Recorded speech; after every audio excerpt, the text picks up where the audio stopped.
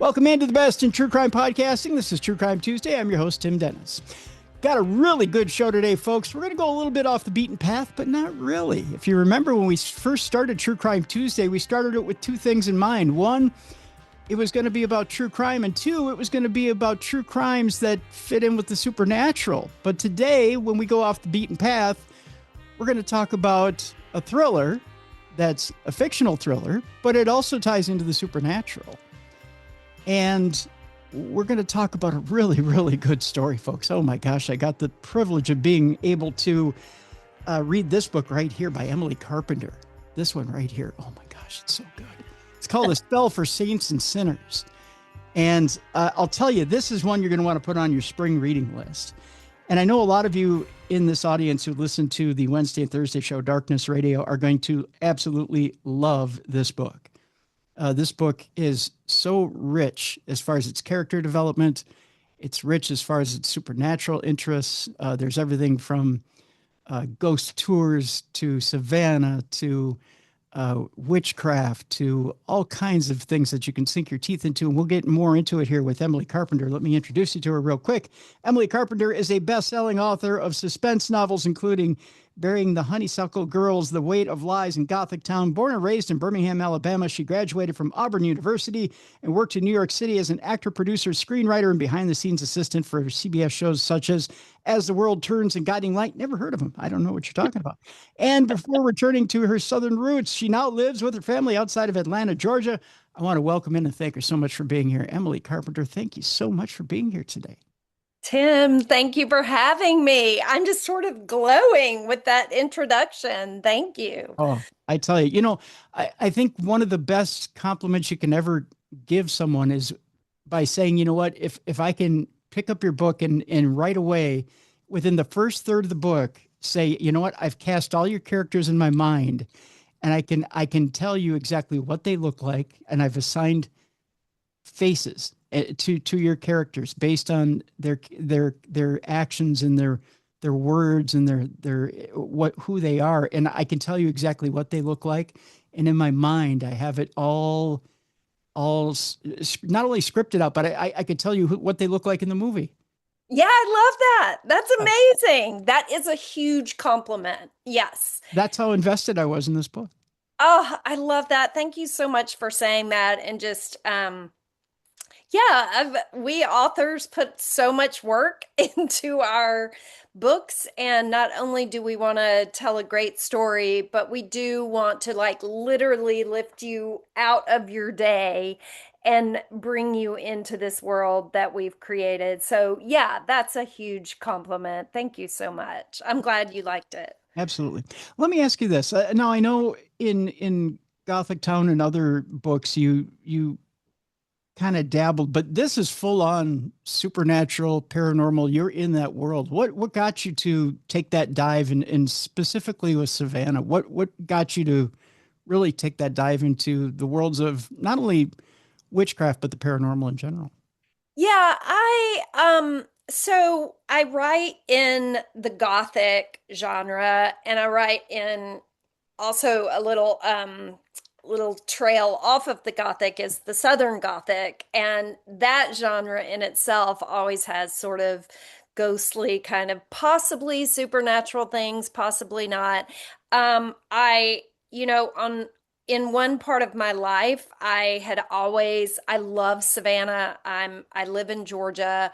I would go to Savannah every year to the SCAD Film Festival and just walk around, and the place is it just begs to have a book written about it and set there. It's just so full of history and ghosts and it's just haunted, and it's beautiful, and the architecture and the food and the people and just kind of the way that tourism has grown there. And so on one hand I had that wanting to set a book in Savannah, and then kind of being a writer of the Gothic and Southern Gothic, I thought, wow, it would be really cool to, like you said, deal with this directly. Take someone who is a a practitioner of witchcraft and a psychic, and is a psychic for her. That is how she pays her bills and makes a living. Mhm. And really just explored like the reality of that. Like, I mean, I have questions, I think, just like everybody else does in this world, like how much of that is real, Right. and how much of that sort of affects our daily lives, and how much power do we have to affect our daily lives and to like change our lives. And I always go into a book with that kind of, with a question like that I'm interested in, because I know I'm going to be spending a year or more on this book. And so I'm fascinated with like what's behind the veil, are ghosts real? And do we have power to change the course of events? So that was kind of, I married those two things, the setting of Savannah and that, question that I'm interested in exploring.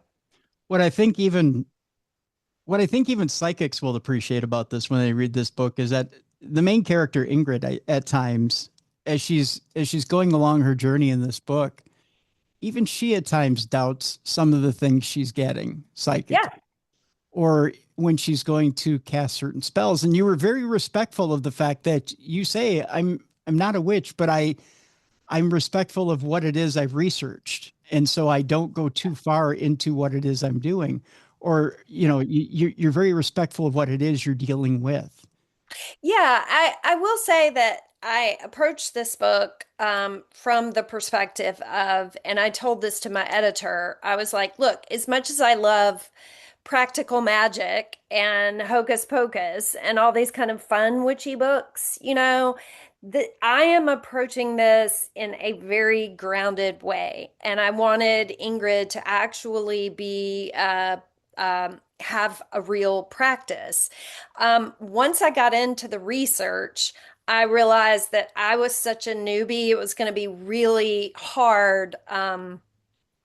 It was going to present a challenge to describe that accurately and not get it wrong. So I was very much treading a fine line of like, I did make up her magic. Basically, I sort of invented it so I could make the rules of it and not really infringe and get it wrong. Right. Um, yeah. Yeah.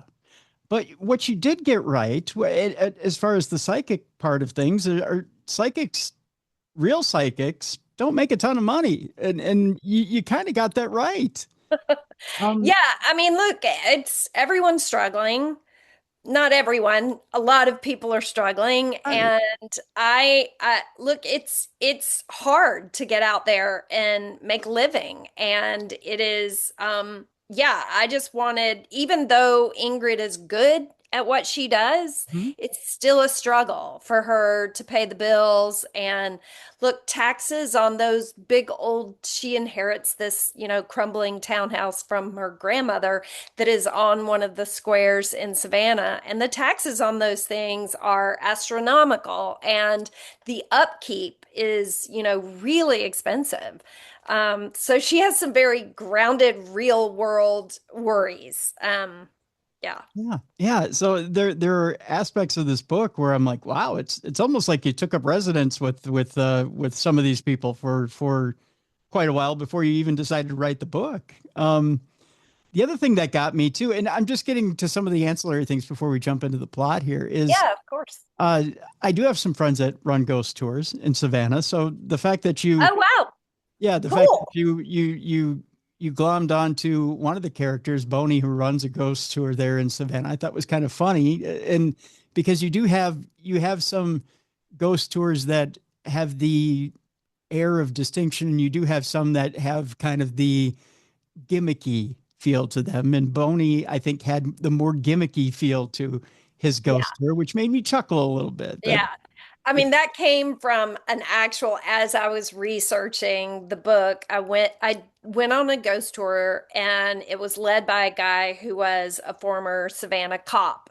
So this guy was telling us, the truth. He was like, here's, some people say, and you may believe, and here's what has been seen. And then there was this moment where he had a disparaging aside about some of the other groups that were more, fantastical and would Yeah. tell all these stories. And I was like, that's hilarious that there's a little bit of a beef between the two types of ghost tours, in the way they approach the supernatural. And it So, very much is in that town. There, yeah, yeah. Oh, it's yeah. it's competitive. It, Yeah. And it's like, and there's all sorts of like lore and legends and stories that have like been told so long that nobody even really knows the truth anymore. yeah, And I found that to be so evocative of this story that I'm telling. Like, who knows the truth? Like, who knows who did what? Who made what happen? right. So that is very present in the air in Savannah. Yeah, yeah.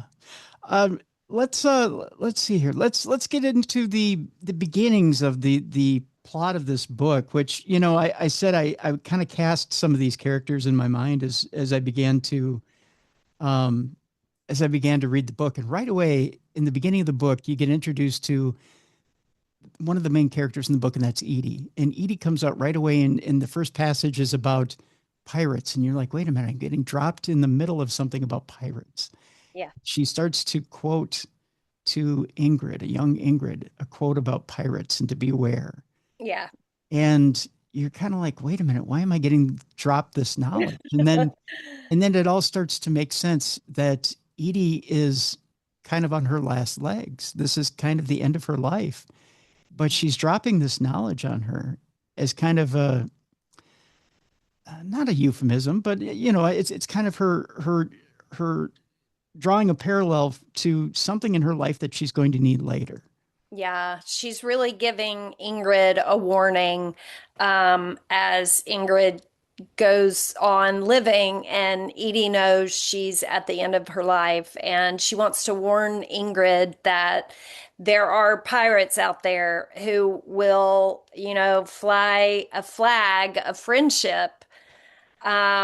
And then, like pirates actually used to do, they would fly a flag of friendship and then they'd pull up next to the boat that they wanted to, plunder. And that's when they would raise the skull and crossbones. And that's when you knew you were done for. And so she's just warning Ingrid that, look, Ingrid is innocent. Ingrid is young. She's 18 when Edie dies, I believe, and when the book takes place is she's 23.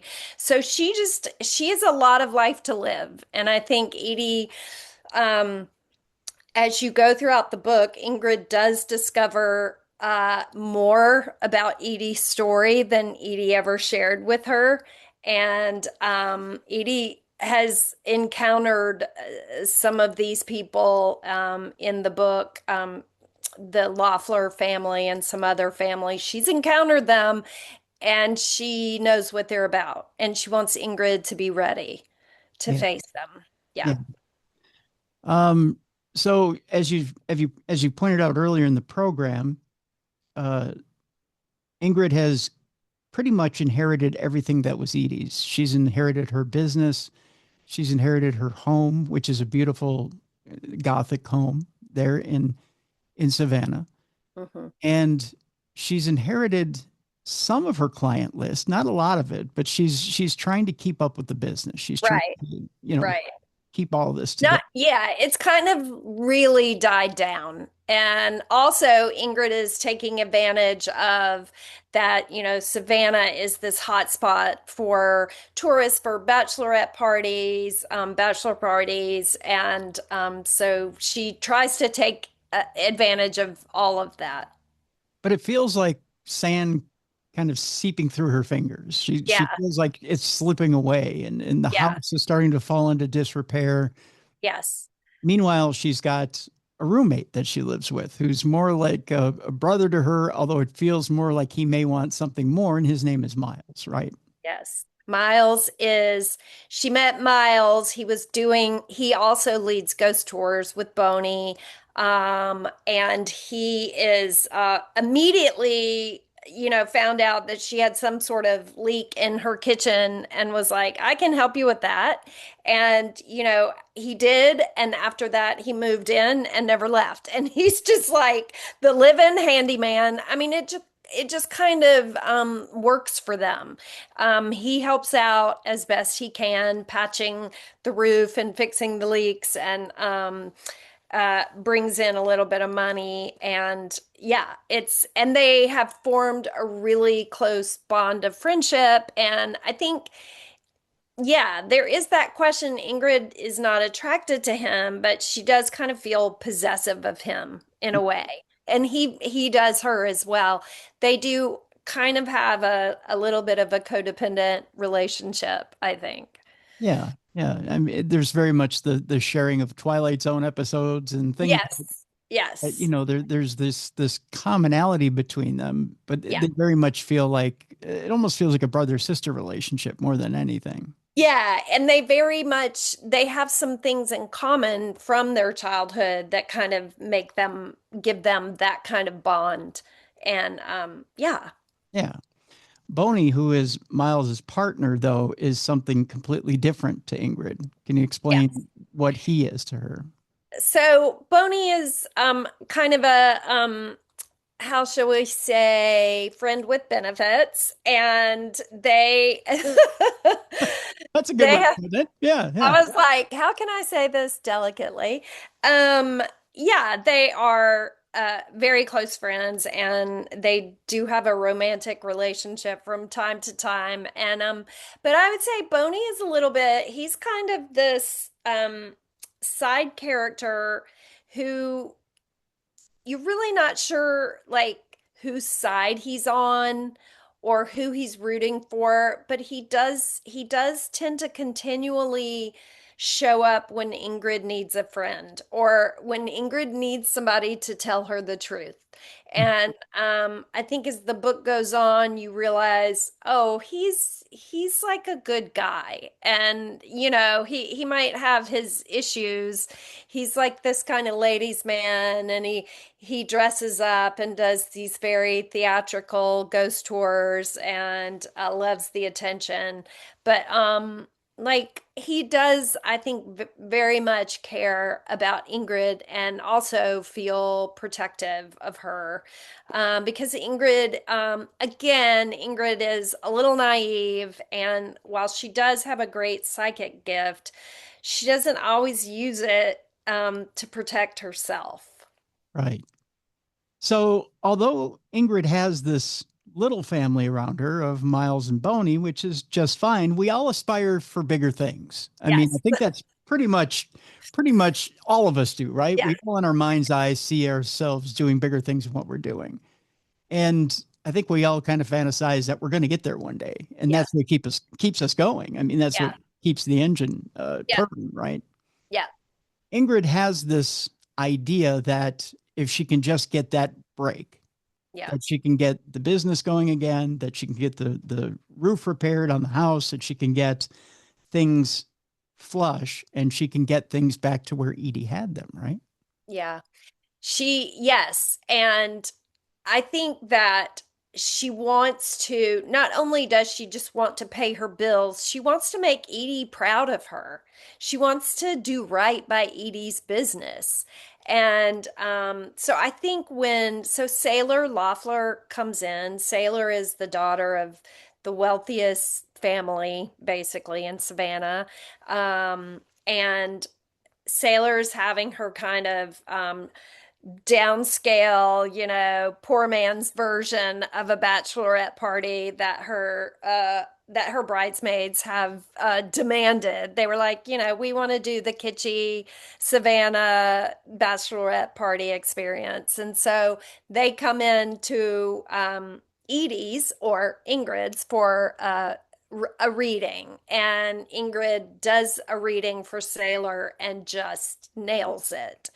And from that moment on, Sailor is like, you're my girl. You're my full-time psychic on retainer, which is a thing I think Ingrid didn't even know existed.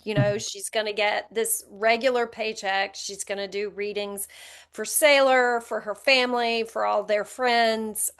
She's basically going to be at Sailor's beck and call. And also, there are a lot of other perks. Sailor wants to like bring repairmen to her house and fix all the issues going on in the house, and then she wants to redecorate it because her mother has this design company. And so it's like this whirlwind, I think, of something that Ingrid never even dreamed possible. She just wanted to pay her bills and make her grandmother proud, but suddenly she is pulled into this world where she has a regular paycheck and she has this best friend, and feels like she is surrounded by family, and a very wealthy family who can do whatever they want and sort of make all her dreams come true. So she's basically, in her mind, she's hit the jackpot. We'll take a break there because it seems like that lotteries come in, that jackpots come in. It seems like life is just sweet. It's all peaches and cream, to throw a little Georgia reference in there. There you go. But there's more to this story. And it starts in kind of an unusual way. And when we come back, we'll talk more with Emily about what it is that happens here, and this kind of slow unraveling that causes a few issues for Ingrid and for Sailor, and about the company that is surrounding this entire thing, which is interesting in itself. I want to talk a little bit about the company that's at the center of this, which is entirely interesting as well. This is the book right here, A Spell for Saints and Sinners. Emily Carpenter is the author, and we have a link in the description of this program. Go get it while we're at break, folks.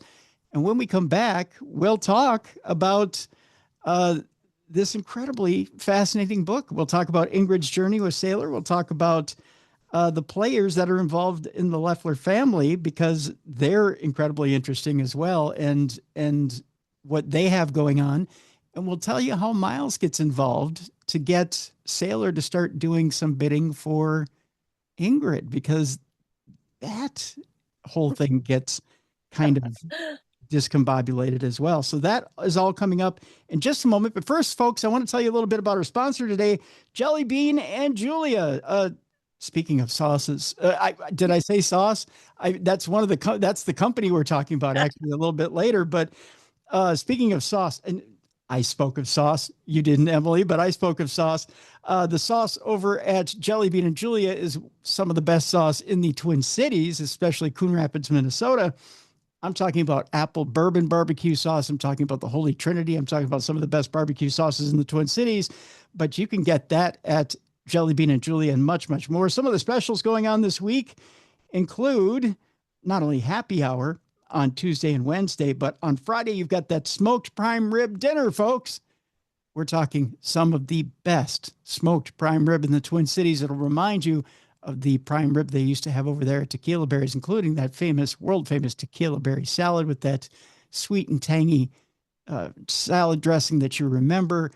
You've got the Boston baked potato. If you've never had one before, my gosh, it is delicious. It's that deep fried baked potato that just peels right off the dress, or the skin just peels right off. It's it's fall apart delicious. My mouth is watering talking about it right now. You've got the 16-ounce or 18-ounce choice of the prime rib, which is, again, just tender as can be. And the smoke flavor in it is something to behold, folks. This dinner is one of a kind. It's going to be one of your top 5 dinners you've ever had in your life. I'm telling you this. I'm guaranteeing you this. It's that good. They serve it until it is all gone. You want to get there early. They start serving it at 4:30. Because it's going to be gone before you know it. Again, Fridays is when Jelly Bean and Julia serves that smoked prime rib dinner. Be sure you get there for that. And again, breakfast on Sundays only. Sundays is when they serve breakfast over there, and it is a barbecue breakfast like you wouldn't believe. Jelly Bean and Julia, you want the full details It's real simple. You go to jellybeanandjulius.com. We have a link in the description of this program so you can check out our sponsor today and go see everything they have to offer. Jelly Bean and Julia's on Coon Rapids Boulevard in Coon Rapids, Minnesota. Go check them out today. Tim says you go. Tim says go check them out and go tell them that Darkness Radio sent you. All right, when we come back, more from this wonderful book, A Spell for Saints and Sinners, right here on the best in true crime podcasting. This is True Crime Tuesday.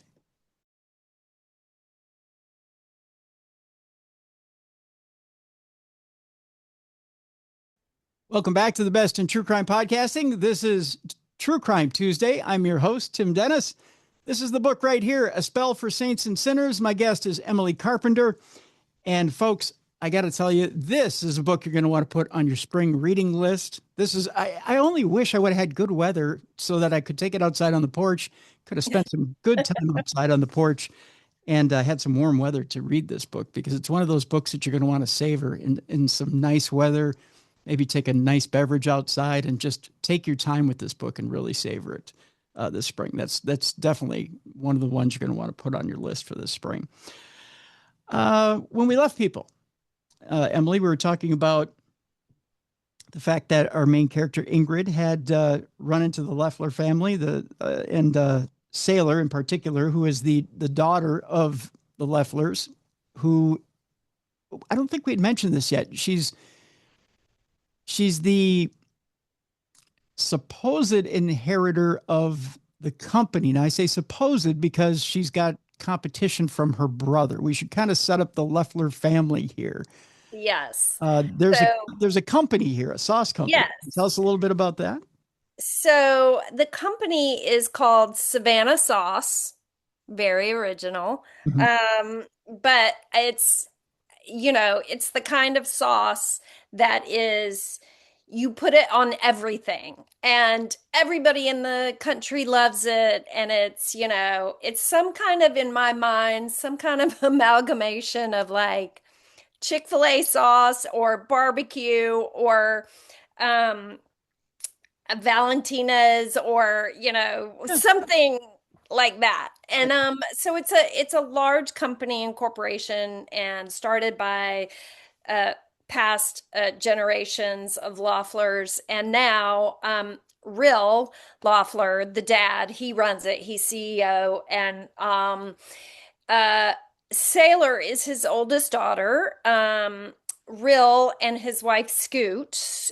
Scoot she's sort of a socialite and has her design company. She does not work for Savannahsauce. Sailor is in, I believe, the marketing branch of the company. And then she has a younger brother named Cass, who is not working for the company at the moment. He is sort of finding himself and trying to decide what he wants to do. Rill, the dad, really would like to have Cass in the company, running the company. And I think that, Rill is very old-fashioned. He does not really see handing the company over to a woman, frankly, even though Sailor is more than competent. She's good at her job. He just doesn't see that happening. And I think he really wants to pull Cass back into under the family wing. He's a little nervous that Cass has had some issues in the past. And I think he wants to keep his son close. And Cass is more the free spirit of the family. Yes. Yeah. He is, when Ingrid meets him, he is currently on a kind of religious journey of his own, trying to, he's done some studies about his ancestors, and so he's really into this Lutheran church in town, and he's just exploring himself. Yeah. And he's in, whatever the phase that we all go through, different phases in our 20s, and so he's just doing that, much to his father's chagrin. Yeah, which doesn't make for a great CEO. That's No, no, no, no. And he really doesn't have any desire to want to run the company. So, No, he really doesn't. He is really he meets Ingrid at Sailor's engagement party at their huge house on Monterey Square, and he's immediately enamored of her and sort of fascinated with her, and especially because he's in this religious journey and she sort of represents the dark side of that. And I think that he's immediately sort of like, oh, who's this? I got to check this out. Which I think also gives Ingrid a little, boost that she's not used to people paying attention to her. She's used to being more on the fringes, and she's been experienced some bullying in her childhood, and so this sort of turns her head a little bit that a rich young guy in this position would notice her. yeah, you do bring that up in the book too, and we can leave that for the book that there's bullying issues with her, and it's an interesting chapter at that. And she does run across the person who bullied her later in the book, and I think that makes for a very interesting chapter as well. There's a lot of rich development with Ingrid throughout the book, that allows you to kind of follow her journey, and the way you develop her and develop her strength throughout the book is incredibly fascinating. She really has to deal with things that would break a normal person, would just Yeah. completely break them. Yeah. Yeah, she's been abandoned by her mother on her grandmother's doorstep. And thank God her grandmother Edie was a loving woman and really sort of took over that parenting role and raised her. But then, she's a little bit of an oddball. And in schools, she gets bullied. And so Edie takes her out of school, which almost kind of serves to isolate her further. And, you know, I think that it's hard to describe how if you are a person who is in the world with psychic gifts, I it makes you sometimes a target. And I think that you really have to learn when you are a person that's almost that porous and you're constantly um, taking in emotions around you and just the vibrations of the universe, it can be real damaging. You have to learn how to protect yourself from that. And I know that, like, even with people who are like highly empathetic, they can experience that, but I think psychic people do too. And I think that Ingrid really has all this gifting, but she has not learned how to protect herself well Right. at this point. And so she's almost like this open wound walking into this group of people who are, they're trouble, and they are used to, sniping and swiping and doing some nasty things to take care of themselves. And so you're really sort of, I know as I was writing it, I felt very protective of Ingrid. And even though she was not very savvy sometimes, and she made the wrong decision, I always felt like I was rooting for her. And I just wanted her to wise up a little more. I'm like, come Yeah. on, Ingrid. Yeah. It is, but I think her need for love and family was just so overpowering, um, that I think it unfortunately, it makes her vulnerable to these people who are unscrupulous. Well, she really does see herself as wanting to be part of this family and being able to Yeah. fit into this family, mainly because of her relationship with Sailor and willing to Yeah. do almost anything to be a sister to Sailor. Yes. I mean, I think honestly, Sailor does something that we call, is currently called love bombing. Yeah. I think Sailor, when Sailor meets her and Ingrid does this reading for her, Sailor just showers her with, confirmation and love and attention. And I just think it's overwhelming for Ingrid. And if you've ever been in that situation where you've been love bombed by somebody, you're just like, oh my God, somebody finally sees how great I am. Like I'm finally understood. And I think, we've all kind of, most of us probably have been a target of that, and it will spin you around, let me tell you. And I think it just really spins Ingrid around, and she does not have the tools to say, oh, these people are trouble, or I'm getting love bombed, or I need to have some boundaries. She just all in. Mhm. um yeah, and then Sailor starts to ask her to do some spells that are at first somewhat harmless and then get a little bit darker and more consequential. So that changes everything. There's one other plot point I'm wondering if we can talk about, and you tell me if we can or Sure. not. And that has to do with the rumor that had been going around for years that Sailor's mom, Scoot, had something to do with her grandmother's death. Yeah. Is that something we can talk about? Yeah, a little bit. We have to be careful. Okay, But you tell yes. me what we can talk about. Well, I'll just say that yes, at one point, pretty early in the book, Ingrid realizes that Scoot and Rillloeffler knew Edie. And Ingrid was never aware of this. Edie never talked about them or divulged anything. But apparently, it was almost like the situation that's happening with Sailor and Ingrid. Like Edie was at these events that and parties that Real Loeffler was throwing. She was, dressing up like a, old time gypsy palm reader type thing. Um and so she had this whole relationship with Scoot and Rill.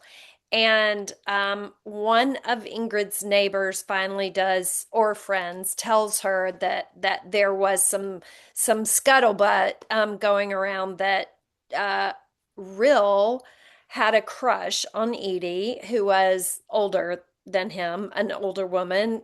Rill would have been in his 20s, and Edie would have been in her like early 40s.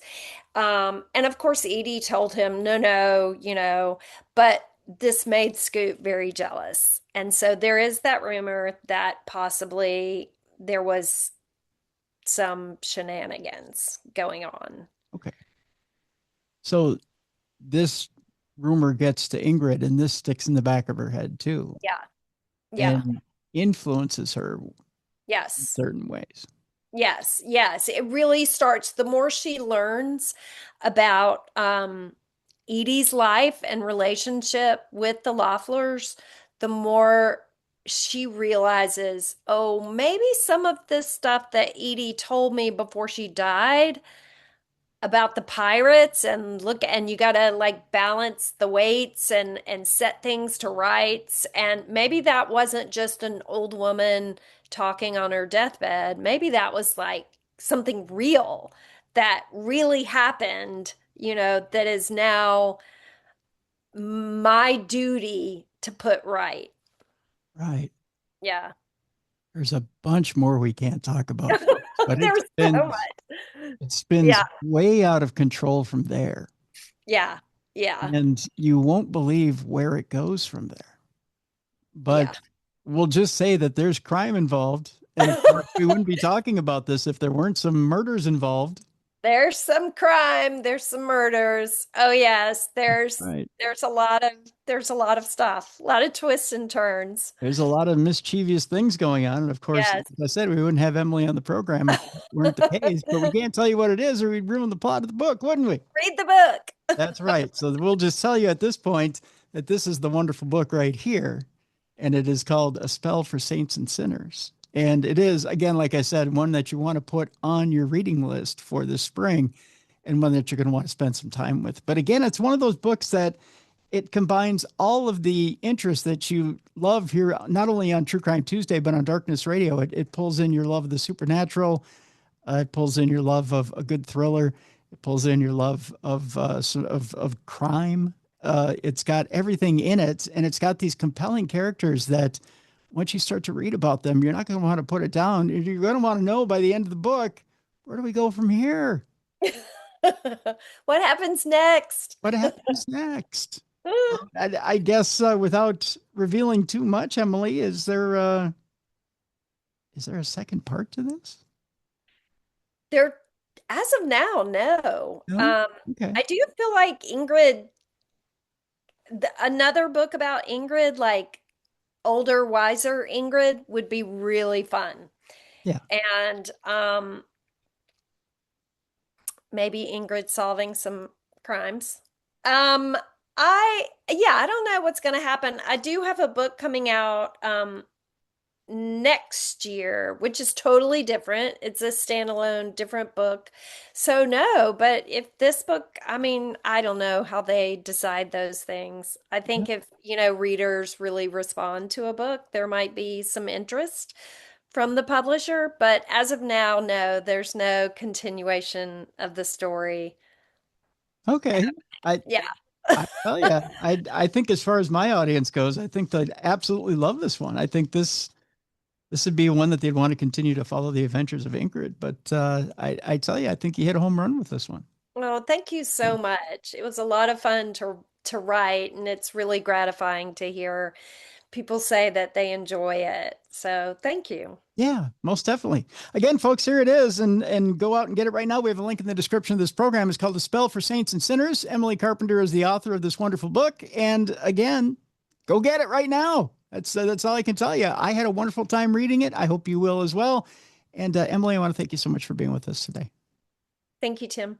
Thank you. Folks, it's time now for us to switch gears. It's time now for us to bring in Jessica Freeberg. And it's time now for Dumb Crimes and Stupid Criminals. It's Crayon News story time.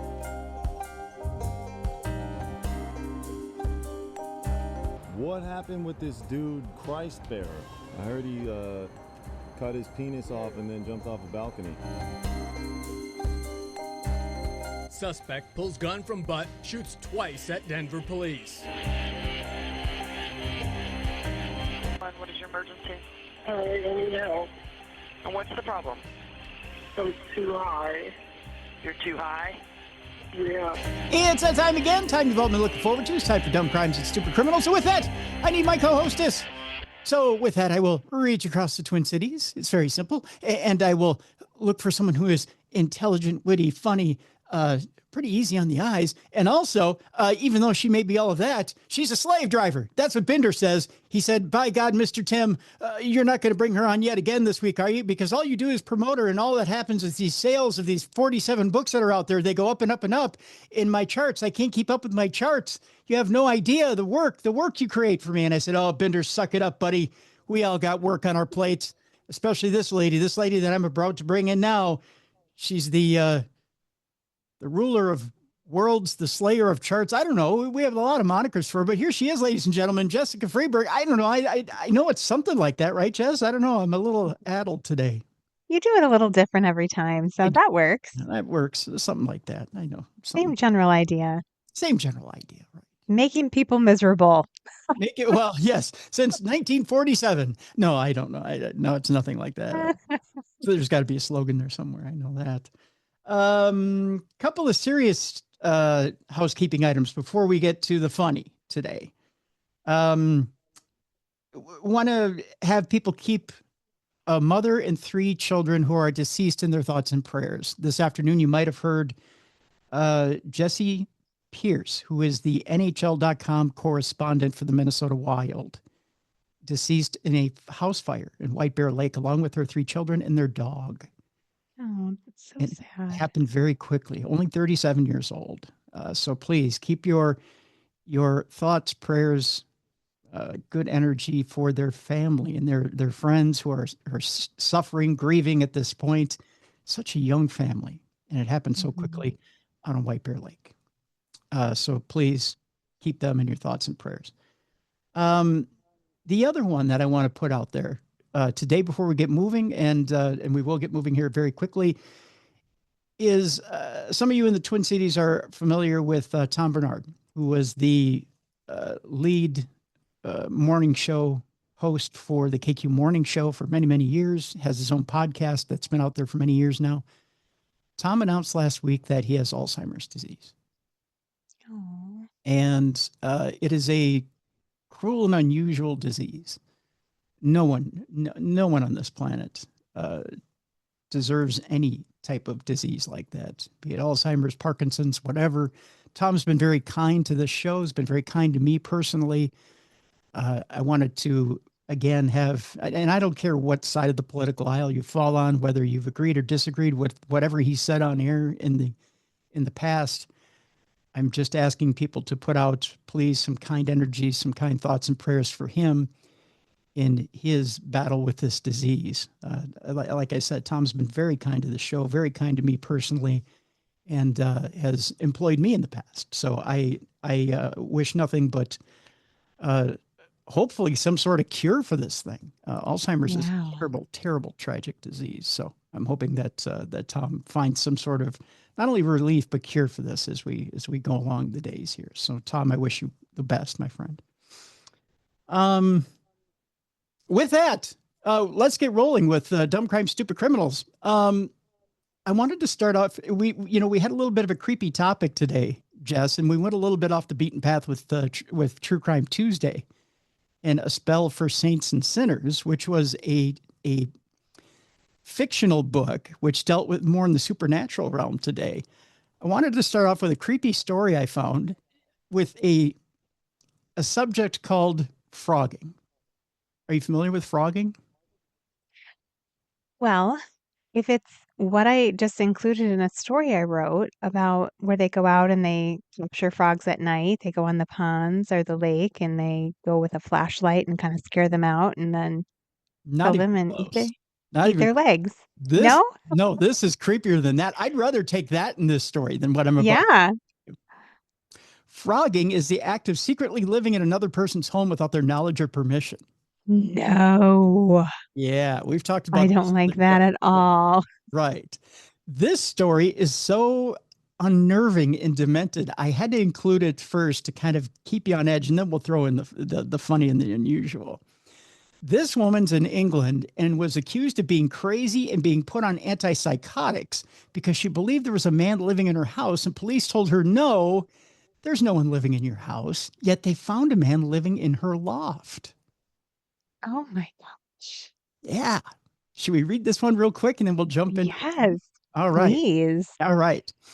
A young mom from Kent says she was put on an antipsychotic medication and dismissed as crazy after insisting someone was living above her flat, only for police to discover she was right. We go to Kent for this one.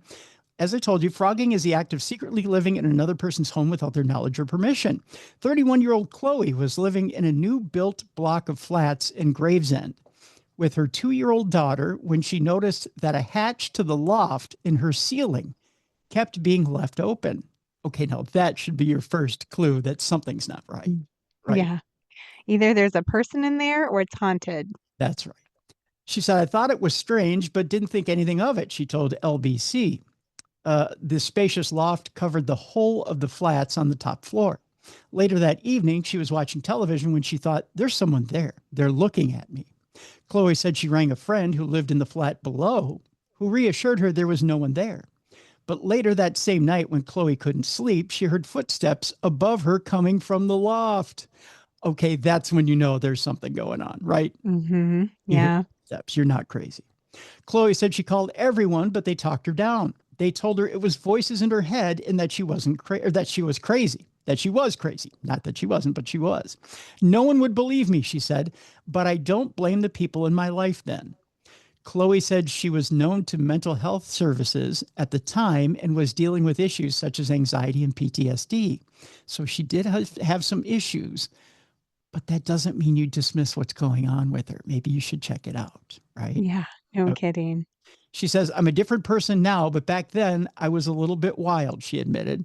She also explained that she had a condition that made her hear different environments, such as swimming pools or pubs.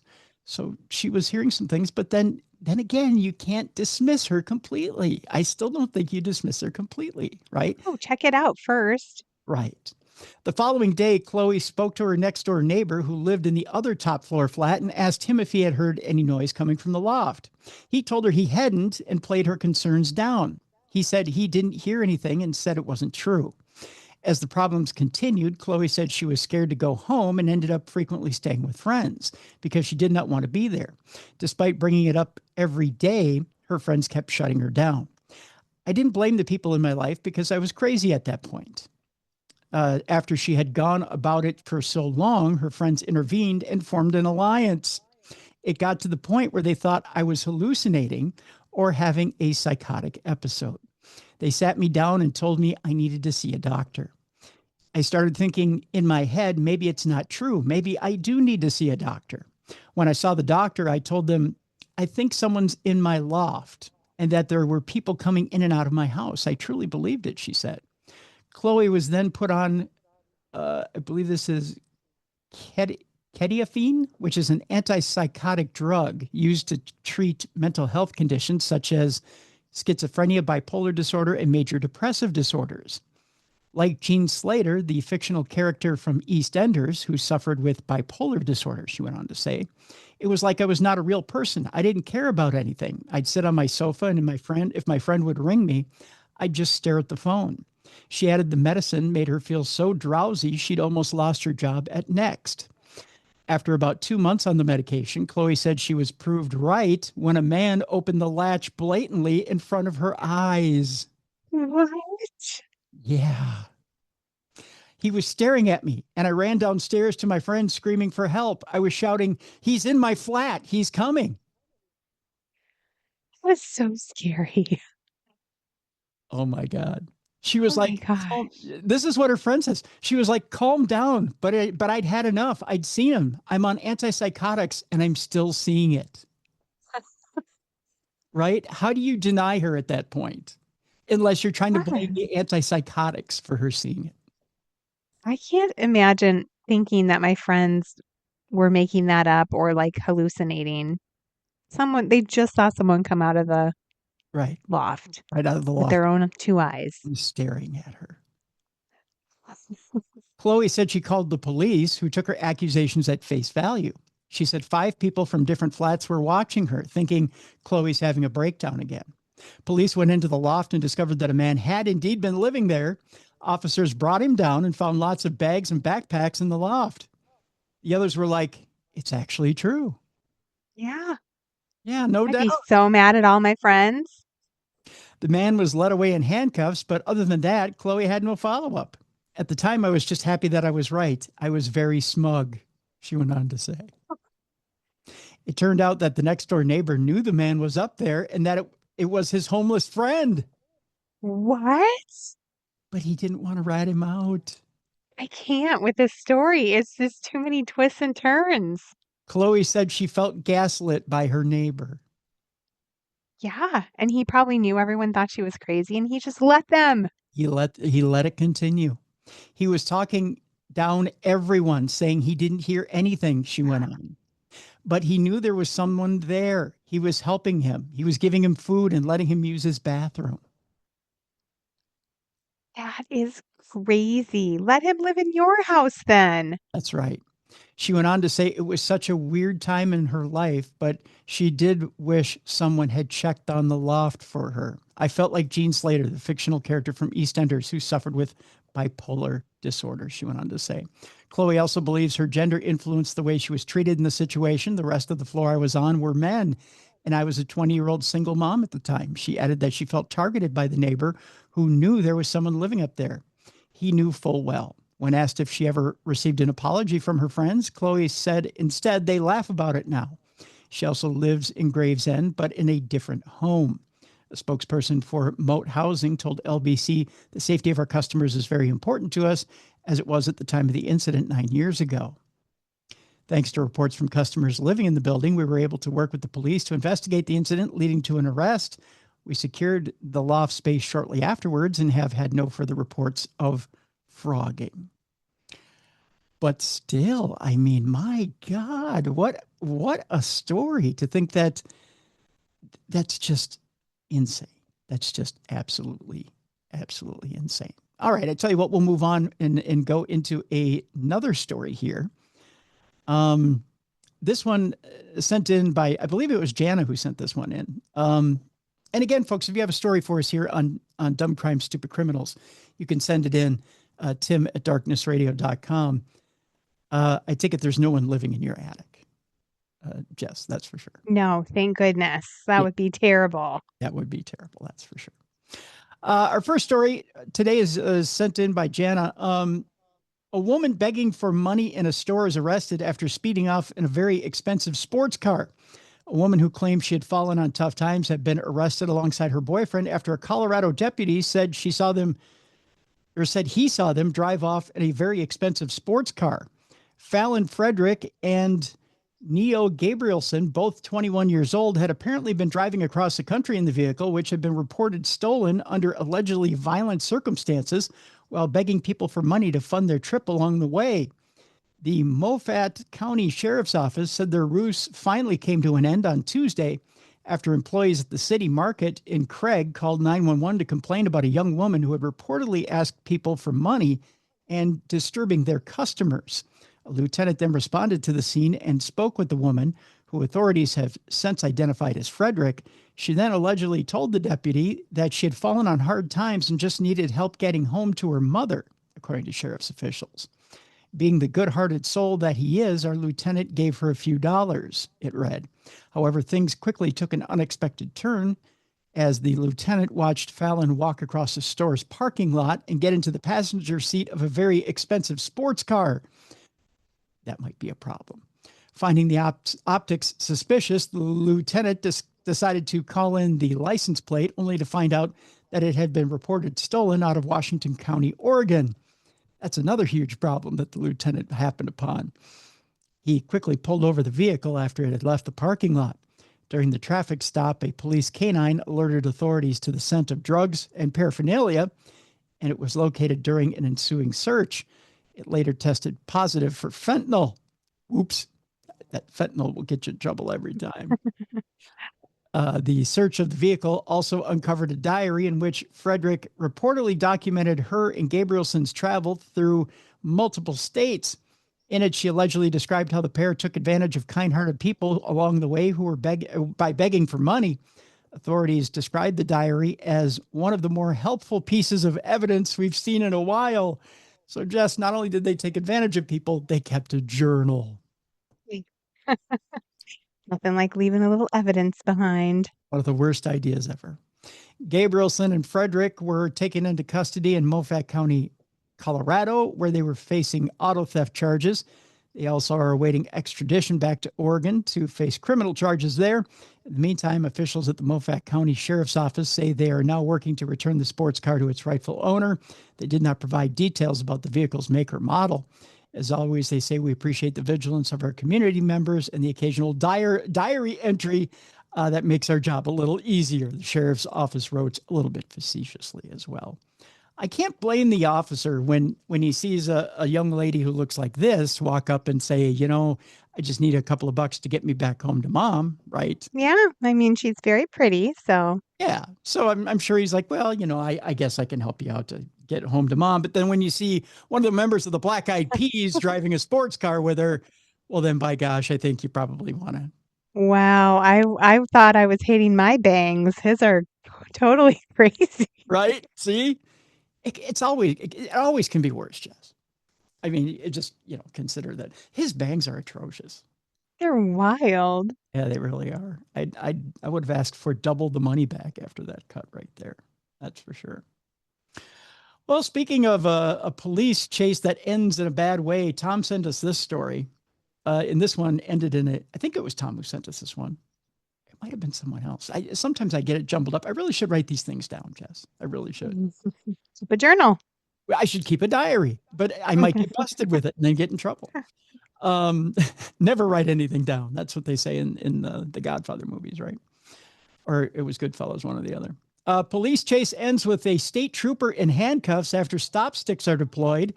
Officers pursued Indiana State Police bomb squad truck responding to an emergency call.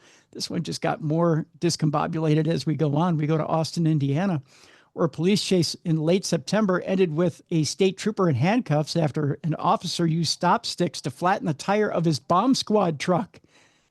I think he got the wrong target here. That's for sure. The problem, the truck wasn't fleeing police. It was an Indiana State Police bomb squad vehicle responding to an emergency call. And that's where the officer went wrong. The chase began when an Austin police officer helping a broken down car near a gas station spotted an unmarked white truck with a camper shell pass by with red and blue lights and sirens. White truck with a camper unmarked just passed us with red and blues and sirens going west. Can you advise? We have absolutely nothing on our CAD, an officer said over a radio. Officers asked Scott County dispatchers to call state police. Dispatchers reported back that all Indiana State Police units were at a meeting at the post. Austin units, ISP advises all their units were at a meeting at the post, and it's not them, a dispatcher said. Austin police started chasing the truck just outside town. The pursuit continued north on Indiana 39 as Jackson County Sheriff's deputies and Brownstown police joined. Now, officers read the license plate, which came back registered to the Department of Administration in Indianapolis. The truck was a fleet vehicle, but neither officers nor dispatchers understood what that meant. So what should they do? Well, of course, you should take action on it. Right? No. You should probably, be gentle with it, right? Well, a dispatcher said, I looked it up, but it just says they help purchase vehicles. Probably the wrong thing for the dispatcher to say. A Brownstown officer set up stop sticks at a sharp right-hand turn on the highway. Trooper Rick Stockdale, that's a great cop name, by the way, saw police lights in his side mirror and radioed his own dispatch. Do you know what Jackson County has? They seem to catch up to me running hot, Stockdale said. The stop sticks shredded the bomb squad truck's front tire. Officers drew their weapons and ordered Stockdale out of the vehicle at gunpoint, handcuffing him on the side of the road. I'm not. I'm a state police officer, bomb squad, going to a call, Stockdale said. We've already made contact with ISP, and they said nobody was supposed to be doing anything, said one of the deputies. I just called them, and they know I'm going, Stockdale said. Police eventually connected the dots. Oh, God, this is embarrassing. Hey, this is Christy with State Police. I just figured out it is one of our guys going to a bomb call, said the state police dispatcher to Scott County. Oh, my God, said a Scott County dispatcher. A second dispatcher could be heard on the recording. She literally called them twice. Why would they not tell us? Oh, gosh. Officers realized what had happened. Sorry for the big mishap, one Austin officer said. I just spiked an effing state cop, another said. That's a little troublesome. We were thinking somebody stole a truck, an officer said. State Trooper Mark Naylor, you brought her, arrived to investigate. Stockdale changed the tire while Naylor interviewed every officer involved, as he probably should have. Stockdale told the Austin officer to make one thing clear in his report. Make sure you get the right thing in the story. Lights and sirens, they were on. That's the biggest thing, is that lights and sirens were on, Stockdale said. Probably to make them look like bigger idiots than they already were. That'll do it. Yep. We suspected it either to be a stolen vehicle or impersonating an officer, so that's what brought us out to here, an officer said. I'm not trying to turn this into a huge mess any more than it has to be, Naylor said. Stockdale left after changing the tire with lights and sirens. He arrived at the bomb call 2 hours after the suspicious device was first reported. That thing could have went kaboom. Oh my gosh, it's not very timely. No, that could have been a huge mess, and it would have been that cop's fault. What a horrible thing. None of the police departments agreed to an on-camera interview, of course. Jackson County Sheriff Rick Meyer said the department can hear local channels but can't listen to all. Indiana State Police said the same, explaining it was impractical to listen to every channel as it would drown out their own radio traffic. Oh, wow. No department answered whether they could hail each other on the radio. The bomb squad did not file a report. The suspected pipe bomb was not an explosive device, thank God. Thank goodness. Let's all get out of here and forget this mess, Naylor went on to say. Please forget it. Forget this ever happened. Mm, Too embarrassing. my goodness. Well, there is such a thing as dumb dispatch or dumb cop, and we evidently got that story. So thank you to our It happens. sent that in. Yeah. Yes. All right. Well, if you have an iPhone out there, your biggest worry is that it's going to get stolen from you. I found the guy who did it. Who stole it? Yeah. Who was it? He's in Florida. Florida man. Although you might ask yourself, how much exactly is $2 million in stolen iPhones? What is it? Probably 15 or 20? What? Didn't we have something similar to this before where they were stealing them and Oh, yeah. there's somehow a church involved? I can't remember the story exactly. There's always stolen iPhones out there somewhere. People Yeah. the biggest. Okay, so my sister and my nephew are on a trip to Europe right now. Mhm. They're looking up the top 10 scams on how to steal your iPhone while you're traveling. One of the easiest ones is, believe it or not, hey, I'll take that picture for you.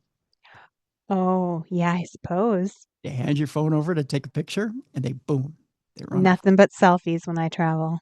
Yep. There you go. Authorities in Alachua County recovered $2 million in stolen iPhones during a stop on I-75. We go to Gainesville, Florida, where authorities have recovered more than $2 million worth of stolen iPhones during a traffic stop on Interstate 75 in Alachua County. Florida Highway Patrol troopers pulled over in a U-Haul traveling north on I-75 linked to an organized retail crime investigation out of Miami-Dade County. A U-Haul just full of iPhones. That's crazy. Yeah. That's a lot of iPhones. That is. The driver, 61-year-old Jeffrey Moore, was taken into custody. He's being held on $2.5 million bond. Wow. That's pretty serious. Yeah. $2 million worth of stolen iPhones. Hmm. Which the joke online is, okay, so that's what, 15 or 20 iPhones? I know. They are so expensive. They can be. They can be hugely expensive. All right. Speaking of hugely expensive, never go into an art gallery and make a mess because you never know what exactly you're messing up and how expensive it is. Oh, I would just pretend like my mess was art. Look it, I made art. I think this guy was trying to. We go to Seattle, where a man causes catastrophic damage to the Chihuly Glass Museum. What did he do? Oh, I'm about to tell you, my friend. It is, first of all, I'm going to show you a picture here. This is absolutely gorgeous right here. Oh, I love that. That's glass? You see that? Yeah, that's glass right there. Yeah, that's beautiful. How gorgeous that is. Mm-hmm. Everything in this museum is glass. Hmm. Okay, so those flowers I just showed you, absolutely gorgeous, right? And you have a view of the Space Needle from where you're at this Chihuly Glass or Garden and Glass Museum in Seattle. A man caused $240,000 in damage. Holy cow. $240,000. Here's what he did. He did this in Seattle late on last Monday night, a week ago, according to a report by local police. The Seattle Police Department didn't name the man, saying only that he was 40 years old and that he was arrested for assault. The blotter report described the vandalism as catastrophic damage. According to the report, the man destroyed several sculptures of plants located on the museum's grounds. Those sculptures are by Dale Chihuly, whose glass sculptures are highly prized. Officers found large pieces of colorful broken glass on the walking path and scattered around the area, the police said, noting that the man was taken into custody after security identified him. The police alleged that the man threw broken glass shards at security, though he did not hurt anyone in the process. Moreover, the man allegedly also picked up a broken shard of glass and tried to stab the museum security officer multiple times. Wow, that's even worse. That's just felonious, right? From vandalism to attempted murder. That's right. The report came with pictures that purported to show the sculpture's shards scattered across the ground. The police also appeared to make light of the arrest, proposing headlines for journalists covering the case, such as "Man faces shard time after damaging Chihuly Museum." I think That's clever. they took it a little too light. Yeah. Located at the Seattle Center, the Chihuly Garden and Glass Museum was opened in 2012 at the site of a former amusement park. It is home to various works by Chihuly, including one of his biggest sculptures, which is a 100-foot-long installation that looks like a suspended wreath of red flowers, which I think is the one I just showed you, but it's absolutely I think gorgeous. so. It's really pretty. Yeah, it's amazing. But, I mean, think of how much it costs, right? I'd be so afraid to go in there just that I would accidentally break something. Or like, Yeah, if I took my kids in, they're bigger now, but you don't know. They could touch something and everything breaks. as a man on a scooter, I'm definitely afraid of going places like that. That in the rock museum they have there, I'm afraid of driving around places like that. Yeah. I'm afraid I go right through the front window and I damage Kurt Cobain's sweater from the Smells Like Teen Spirit video. That's my biggest fear. Come out on the other side with it on your head. Yes, on my head. And I've torn more holes in it and it's worth nothing now. Or I'd run right into Jimi Hendrix's guitar from Woodstock and I'd break it into splinters. Yeah. That would be my biggest fear. Yep. All right, kids, there's a new vehicle in which you can be arrested for DUI on. I hate to do it again, but I've discovered a new vehicle in which you now can be arrested. And kids, I'm just saying, it's all thanks to one man in Port Orchard, Washington. That's right. You now, Jess, can be arrested for DUI while being on your electric unicycle. Uh-oh, I better find a different way to get home from the bars now. That's right. Don't depend on the electric unicycle any longer, my friend. You too can be arrested. The Kitsap County Sheriff's Office says a 34-year-old man was arrested for driving under the influence after a deputy spotted the man on an electric unicycle on Saturday. I didn't even know there was such a thing. I didn't either. And I didn't know that that's a dependable way to get home from the bar. I just feel like that would be hard even if you were sober. I don't know how you would balance that when you're drunk. Right. If you can get home from the bar on an electric unicycle, you can go home. I have a feeling you're not that drunk. I would say not. Or you're extremely coordinated and God go with you. I think you're just fine. I'd look drunk just doing it sober. Right. Dash cam video shows the man heading down Bethel Road at around 12:30 a.m. First of all, he's going home early for the bars, that's for sure. Riding erratically. I think we all would be on an electric unicycle. The man briefly pulled over after a deputy flashed his lights, but he quickly sped off after that. So evidently he didn't want to be caught. First of all, how fast are you going to go that a deputy won't catch back up with you? In a car. Right. Authorities found the man about an hour and a half later. Why did it take so long? What? Yes, after he had crashed the unicycle in a ditch in an unincorporated Port Orchard. So he didn't make it home. And then he laid in the ditch. This is a wild story. Mm-hmm. The man blew a blood alcohol content level over twice the legal limit, according to the sheriff's office. Oh, boy. So evidently he wasn't sober enough to master the electric unicycle. No. You got good on him for even getting up there and trying. Yeah, right? I mean, hey. I mean, he obviously was balancing enough to go down the road a little ways. So, wow. Yeah, he mastered it for a while. And then he was like, I give up. And fell in a ditch. And then just didn't get back up. I feel like in that mode of transportation, too, the only person you're actually going to really hurt is yourself. Right. Yeah. It's a victimless crime. I mean, because if you do hit somebody, you're just going to go over their hood. Yeah. Or if you go out in front of me and I hit you, you're going to be more hurt than I am. My car is going to get dinged up, but minimal damage to the car. Yeah. Yeah. Oh, that's wild. Electric unicycle, not really the most dangerous vehicle to be caught on. But we digress. He was apprehended anyways. Yes, you should not drink and drive no matter what you're driving. Right.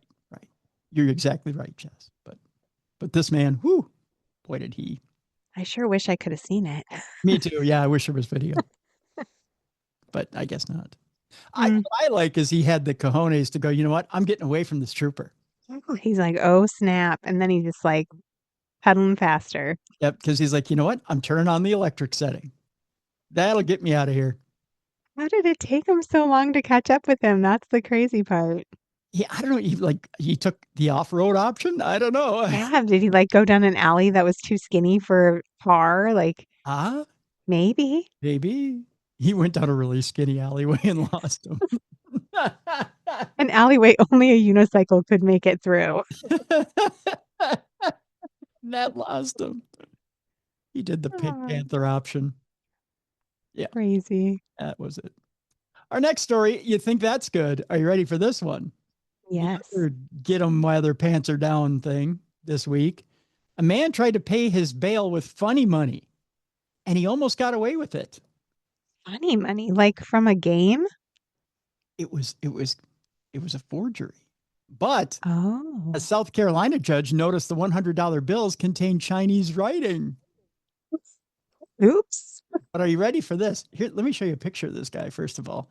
If this guy's trying to pass me off money, I might be thinking twice. Oh, yeah. You know? But he had a go home line with the judge that would make me think, you know what? Yeah, I'm going to look at your money twice.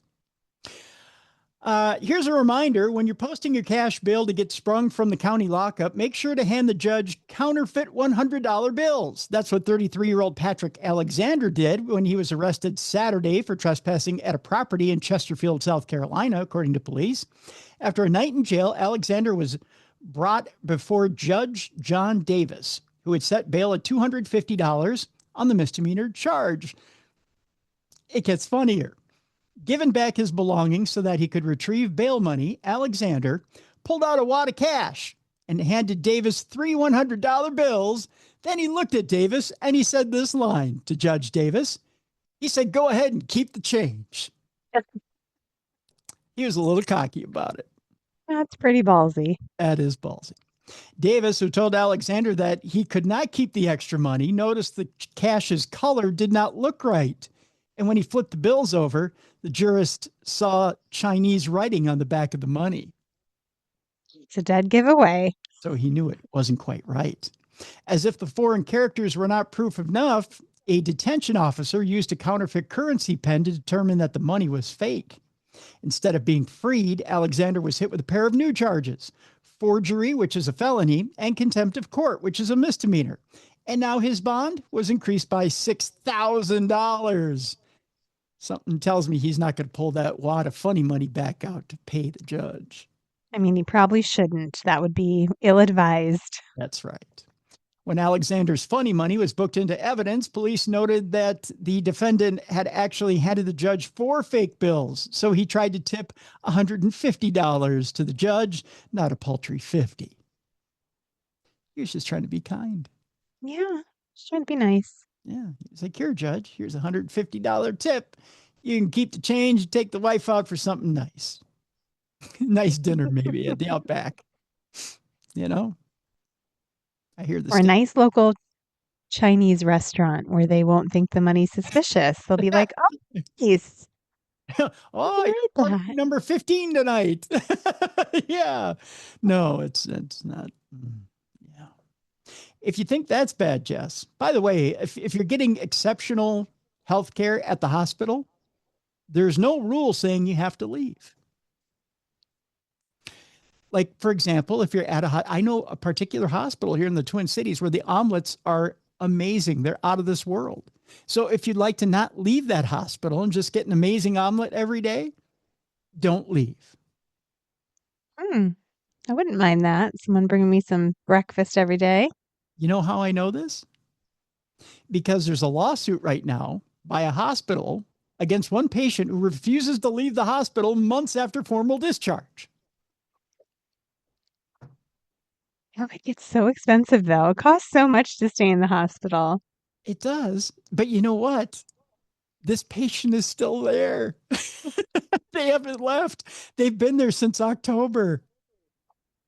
Oh my goodness. Are you ready for this story? Yes, It's kind of a please. fun little story. A formal discharge order was entered on October 6th, according to this complaint. We go to Tallahassee, Florida. Of course, we're going to Florida, where Tallahassee Memorial Healthcare, TMH, is issuing, or rather, is not issuing, but they're suing a patient it claims refuses to leave the hospital. In a complaint filed earlier this month, TMH alleges that the patient was admitted to the hospital for medical treatment, but was later determined to no longer need acute care hospital services. A formal discharge order was entered on October 6th, according to the complaint. So by the time this airs, it'll be March 24th. That's well over, what, 6 months? That's crazy. Yeah. That person has been in the hospital, and they go, okay, you can go now. And they go, no. I'll take another steak dinner, if you will. I'll stay. Yeah, I think I'll stay. The food is outstanding here. And you know what? I love the beds.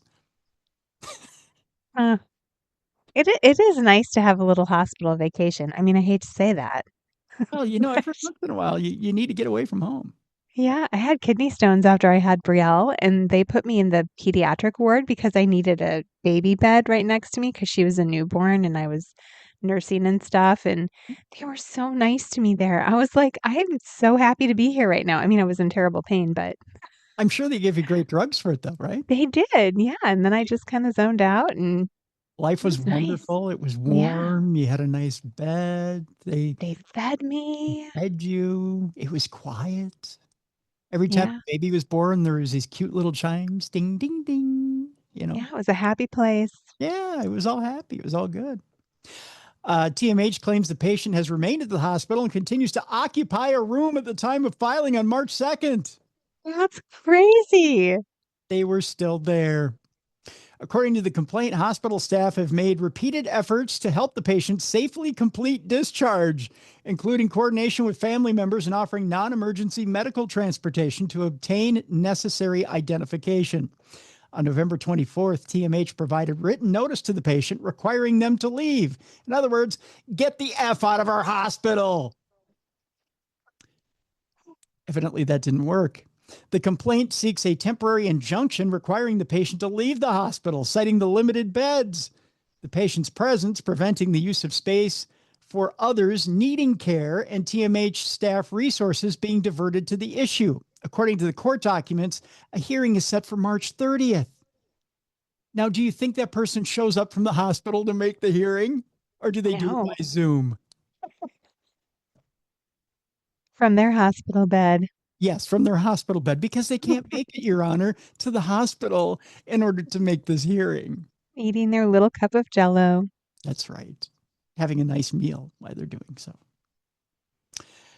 All right, it's time for Not Safe for Work. In this, folks, we need you to, especially with this first story, we need you to take the kids and put them in front of the TV and put something nice on, something that will be tranquil. I don't know. Are there old episodes of Mr. Rogers on that maybe they could watch? Maybe a nice episode of Sesame Street. They're going to need to, especially with this first story, please, because I don't want to have to explain this first story to your kids, especially your boss. I don't want to have to explain this next story to your boss either, because I don't know how to explain the state of Florida to your boss. We'll do it in 5, 4, 3, 2, 1. Congratulations, Florida. You've done it again. I don't, Jess, know how to explain this to the rest of America. What have they done? Well, they've done it again. The Florida Senate has failed to pass a very important bill. Now, if I said to you, Jess, and normally we don't talk politics on the show, but we have to in this case. Oh, God, do we have to in this case? If I said to you, Jess, there's one bill that they had to get right. The Florida Senate had to get right this year. What bill do you think they had to get right this year? Well, I can't even imagine if it's in this segment. It had to have something to do with people having sex in public. You're close. You're close. Am I? Maybe it's more with who they'd be having sex with. Oh, like their own brother? We're so close. Oh, I'm Not so only good just, at this game. not only just having sex with, but maybe even having long-term relations with. Who should they be staying away from? Anyone in their immediate family. There we They're, go. You're yes. on the right track, my friend. Here's what the Florida Senate biffed in their legislative session this year. You ready for this? And keep in mind, these people spawn and they create future voters. Let's keep this in mind, people. Florida failed to pass a bill banning first cousin marriages. Why would they not pass that bill? That should be that's an alley-oop. When the Senate's married to their first cousin. That's a layup right there, my friend. That should be an obvious one. The Florida Senate failed to pass a bill that would have prohibited residents from marrying their first cousins. You heard that right. And you wonder why there's reports from Florida all the damn time. Yeah, you can't reproduce with your first cousin. That's Well, a DNA strain too close. not according to Florida. Really, this really explains a lot. Evidently, right there in the Florida Constitution, it's line 1. If you can't keep it in the pants, keep it in the family. It's Oh. right line 2. Thou all shall produce a gun if you step on my front step. That's the second line. The Florida Senate failed to pass a bill that would have prohibited residents from marrying their first cousin. The bill, which is a real bill, folks, look it up. HB 733 sought to end the state's recognition of incestuous marriages. I can't even get this out of my mouth. That's what she said. Starting in July of 2026. Huh? Clearly, the people making the laws either are doing this or have people in their immediate family doing this. That's the only reason they wouldn't pass this. Right. Florida is still among the states where marrying a first cousin is legal. The legislation seeks to bring the state in line with the majority of the United States. There's a minority that still recognize that this is okay. What other states, I wonder? This is crazy. By the way, the majority of the United States have already prohibited this practice. Let's live in a state where it is illegal, folks. Please. The proposed legislation outlined particular family relationships that would be prohibited under the new law. If you notice, I'm having a hard time reading this story. It's because I'm trying not to giggle through it. A man would be forbidden from marrying his sister, aunt, niece, or any woman related to him through direct bloodlines. That's the law, or the way the law is written out. The law specified that a woman could not marry her brother, uncle, nephew, or any man related to her by direct bloodline. If the bill had passed, Florida would not have recognized these marriages for any purposes. But instead they went, nope, we ain't having it. Nope. I don't even have words right now. I don't. How do you, It's too weird. how do you look at that bill and go, I for one, Senator, see a reason why I might need to marry a cousin. Yeah. Or it nullifies your parents' marriage. Right. Yeah. Right. I would be considered illegitimate in the eyes of the state. Yeah. My mom and my uncle daddy. My uncle daddy. My uncle cousin daddy Jr. would disagree with this here law. Oh, that is messed up, man. That is, wow. I got the shivers from that one. So if you're in Florida, fuck away, I guess. I don't know. Christmas, Easter, any holiday, really. Any family gathering. It's fine. Any family reunion can become an orgy in Florida, I guess. Right? I guess. Whew. How's that Florida friends. I love you. How's that for starting off hot? I'm scared of you, but I love you. Told you it was going to be a little spicy today, wasn't it? Wow. Yeah. Sometimes you gotta start the segment off hot. Sometimes you have to. This next story is a little cringy. Got to tip my cap over there to my friend Bijou in Las Vegas, who sends me sometimes some cringy stories. This one is the cringiest of all. A fifth grade students, plural, say that their Las Vegas teacher played knife tag, roasted students, and flipped desks. Wow. Who says school in Vegas isn't hardcore? What kind of school was this? Is it training school? I don't know. It was scary.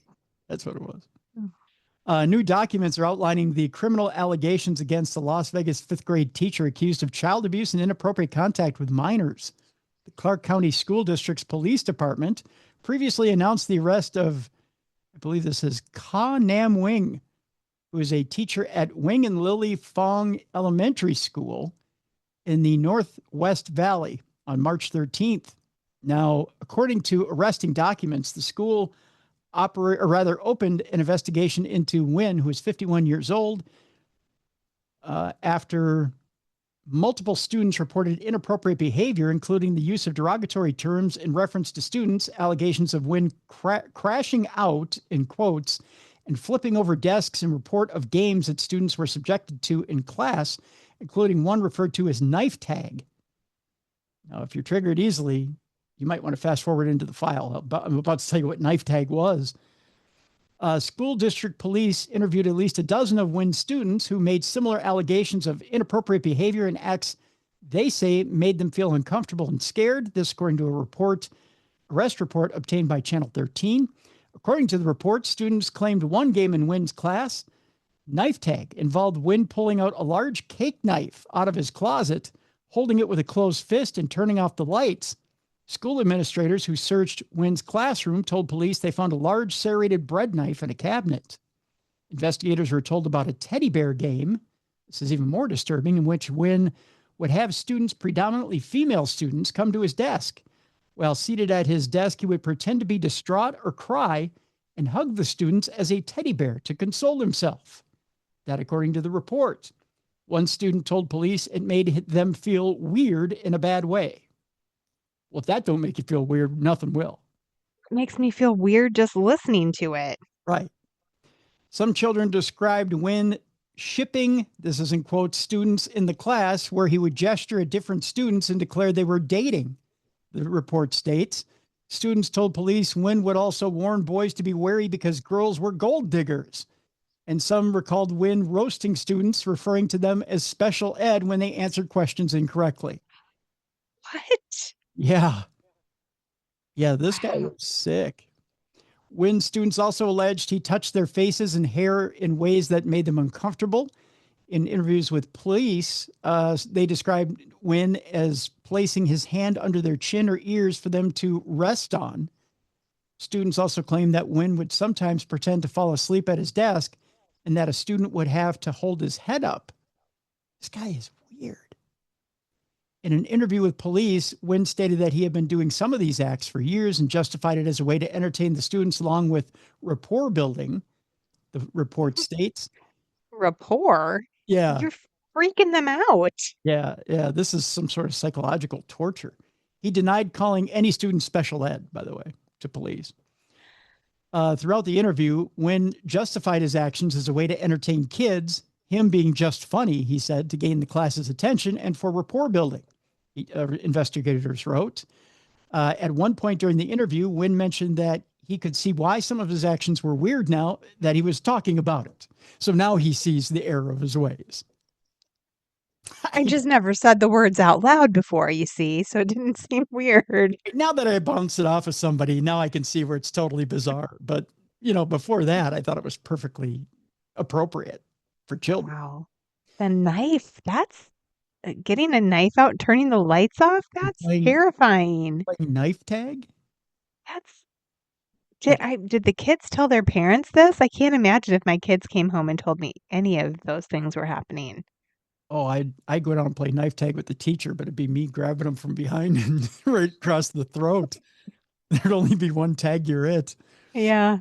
Game over. Game over, right. The school's principal told police that administrators had previously responded to complaints about Wynn. So there were, including anonymous complaints about unprofessional statements towards students and separate complaints from staff members about unwanted advancements and unwanted gifts. Oh, great. So he's creepy to the kids and all the adults there. Yeah. Police determined the allegations against Wynn were enough to arrest him for 5 counts of inappropriate contact with a minor or mentally ill persons and 1 count of child abuse or neglect, which they attributed to the knife tag exercise. That should be 1 count for every kid in his class. Right. But evidently not.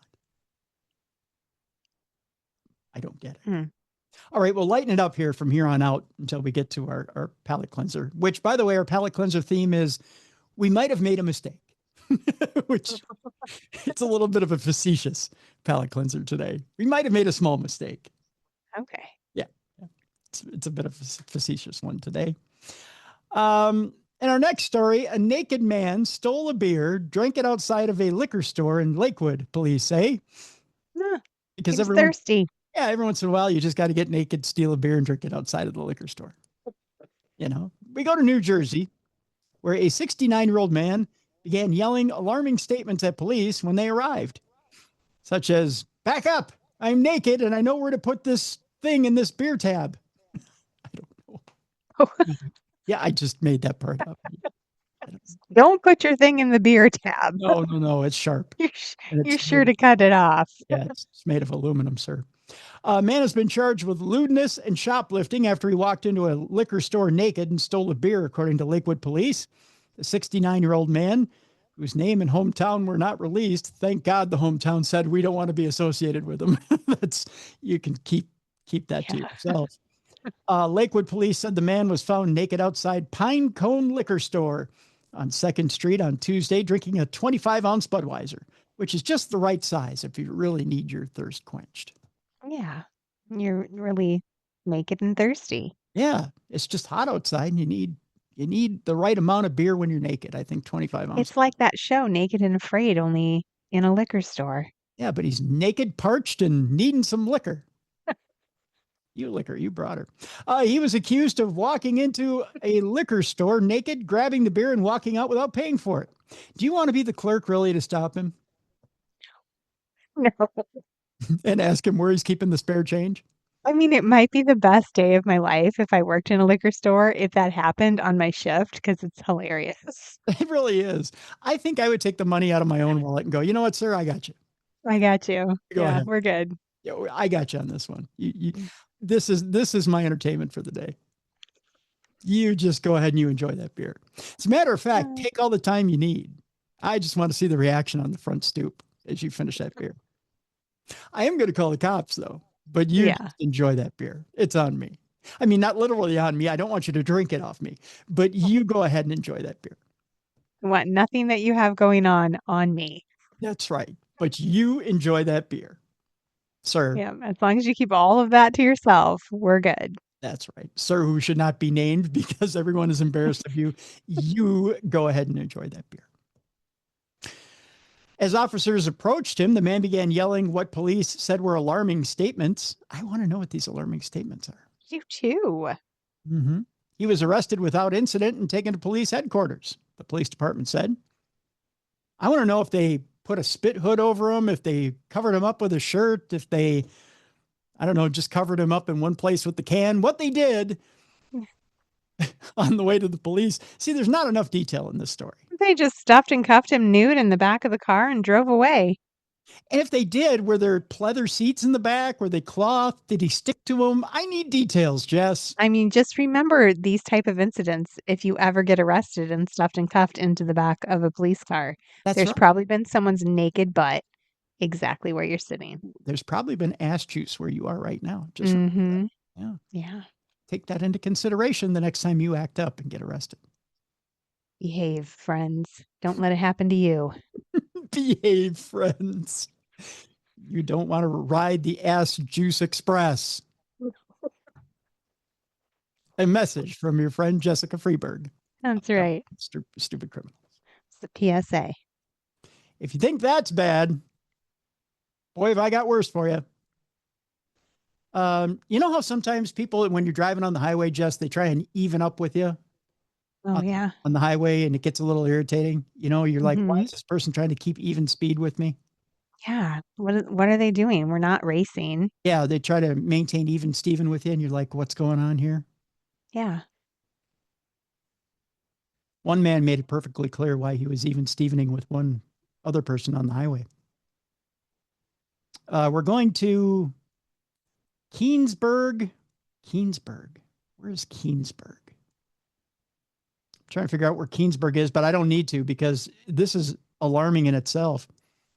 We're going to Keensburg, where a naked I-76, I think this is Florida, I-76 motorist, naked I-76 motorist was busted near Keensburg after an alleged on-road sex act. And he kept even with the person he was doing the alleged sex act beside. Evidently, he was a bit of an exhibitionist.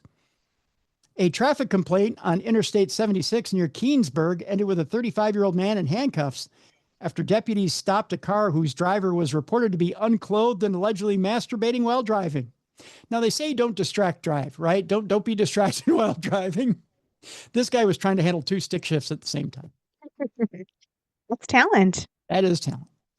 Because mind you got a clutch, you got a stick shift, you got a other stick shift. So there's a lot going on. At least he wasn't playing video games. The stop, which followed calls from motorists about a traffic concern, led deputies to take the man into custody on March 8th. Deputies identified him as Omar Rodriguez, who was released the following day on bond. According to deputies, Keensburg officers stopped the car at mile marker 38 westbound on I-76 after a traffic complaint was called near mile marker 48. Hey, he made it 10 miles with both stick shifts in his hand.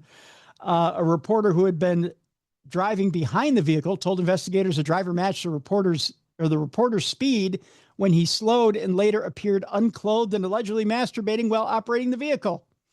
Deputies say they found 5 other calls for service dating back to November. So he'd been doing this for a few months, just driving out on the highway and handling his business. It's just like a Sunday afternoon for him. Or a few Sunday afternoons for him. Yeah. Yeah. And I think Keensburg might be in Colorado. I Googled it, and that's what state's coming up. Does that sound right? On I-76? Yeah. Okay, it is. it's Colorado. Yep. Well, sometimes that thin air up there gets you thinking things. There's a mugshot of him dating back to November 18th of 2025 of Omar Rodriguez. I'll show it to you here in a second. Is it in Weld County? Do you know? Yes, that is correct. Yep. All right, then it's Colorado. The sheriff's post says Rodriguez was booked on suspicion of 6 counts of indecent exposure and given a $7,500 cash surety bond at that point. Yeah, it is right here. Under Colorado law, indecent exposure includes exposing genitals or performing masturbation where it's likely to cause an affront or alarm, or generally charged as Class 1 misdemeanor, although penalties can escalate for repeat offenses when mirrors are involved. Now, that's trickery right there if you've got mirrors involved. I'll just give you that right there. Those mirrors that make things look bigger. Yes, objects may be closer than they appear, right? Yep, I think he was probably trying to take advantage of that right there. It says here that investigators said they are following up on the earlier calls as they continue to gather information. The sheriff's post did not indicate any formal charges beyond the arrest report. Let's see here. Let me see if I can get to... For some reason, it doesn't want to let me show you his picture. Here we go. Here is the poke, not the poke, the picture of Omar. I mixed that up somewhat Freudianly. Not the Pope, guys, not the Pope. Not the Pope or the poke, but there's Omar right there. Post Free Willy ride. I mean, I gotta say that's some driving skills, because I can eat a burger and eat some fries and like steer with it my knee, but I don't think I could steer with my knee while masturbating and keeping speed with someone. Probably not. And in the mountains, if you're in the mountains. I mean, let's think about that. Yeah. There's some dangerous curves in the mountains if that's where he was. Deer crossing or whatever, elk crossing. Right. I mean, there's all kinds of dangerous driving in Colorado. They're really taking your life into your own hands. But hey, there's Omar. I mean, he's just flying along. Not a problem. What an odd thing to want to do. Well, some people like the adrenaline of speed. Some people get a little bit of a weird adrenaline rush. I guess. He was just like, I got to work one out right here. So I don't know. It is what it is. All right. This story, I think Tom sent us this story, and it's our final story of Dumb Crime, Stupid Criminals, comes from Macomb County, Michigan, where 2 Macomb County school employees were reportedly caught by an innocent bystander allegedly engaging in sexual activities on a school bus. The woman, who wishes to remain anonymous, saw 2 individuals inside a bus parked at the Chesterfield Township Walmart, because that's where all good bus drivers go to get it on, I guess. According to Fox 2 Detroit, she noticed a rocking motion, because when the bus is a rocking, we don't what, Jess? Don't come a knocking. That's right. And thought they were cleaning something. Yes, because when the bus is a rocking, we are cleaning the bus. That's not how it goes. But upon closer inspection, it became clear that was not the case. We always know when the bus is rocking, you don't come a knocking. She then recorded a video as proof. Oh, you voyeur. She recorded a video as proof of what she was witnessing and then reported the incident to the Macomb Intermediate School District. Oh, she didn't knock and give them fair warning that she recorded a video. She just recorded the video, took it home, watched it 10, 20, 30, 40, 50 times, then reported it to the school district. Come on. The names of the bus employees have not been released, but according to reports, the school is taking this matter very seriously as soon as they release the video to the rest of the teachers at the school district. What in the heck were these 2 people thinking? Well, there's a video in this article. Thanks, Tom. The shocking incident occurred in broad daylight, and once again, in a very public setting where you could witness it. I might just post this video, or not the video, but the story in the description of this, here podcast. That was, yeah. So you can see the video for yourself. Oh, yeah. It says that this reporter will continue to follow up. There's nothing to follow up on this story. Yeah, they got it on in a bus during the day. People got it on a bus during the day. Karen recorded it. Yeah, that's right. Yeah, Karen recorded it and watched it 50, 60 times and turned it into the school district. That's all you need to know. But we'll post it anyway so you can get a good look at it. You tell us. Probably not the dirtiest thing on that bus. No, it's not the dirtiest thing they ever found on that bus. You're right, Jess. That's for sure. Okay, so for our palate cleanser, which by now we fully need cleansed, the theme, again, of our palate cleanser is maybe we didn't quite make the right decision. There's a fork in the road every time we make a decision, Jess. We either take the right way or the not so right way when presented with the situation. These people in our, did we take the right way or do we take the not so right way? Didn't necessarily take the right way. Okay. Or maybe they did. You decide. Our first one happened this past weekend, and it happened in the Ybor City area. Ybor City, I've been there before, very nice area of the Tampa region. Ybor City is the Cuban area of Florida. You can get a wonderful Cuban sandwich down there. You can get a wonderful cigar. This weekend, they were celebrating by rolling the world's largest Cuban cigar. And it was supposed to break a Guinness World Record. Okay. So, hey, why not? Right? They were celebrating their Cuban festival down there. Yeah. By rolling the world's largest cigar in Ybor City as part of Tampa Cigar Week. So you would think, great decision, right? For sure. Right. You can't go wrong. So they had a bunch of things going on down there.